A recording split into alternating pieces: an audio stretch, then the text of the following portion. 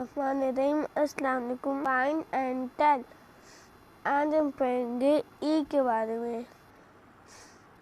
ये capital letter ई और ये स्मॉल लेटर ई, और ई की साउंड है elephant, envelope, count the envelope and right.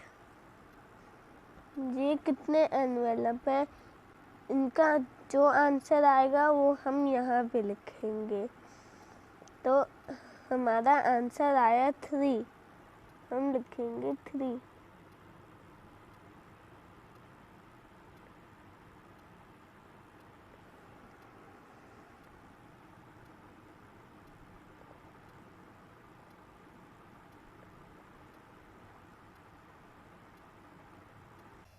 Story time.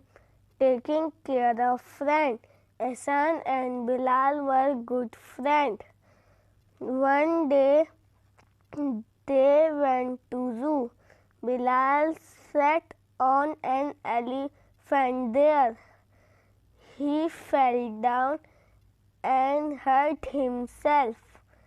He was unable to come to school for 11 days.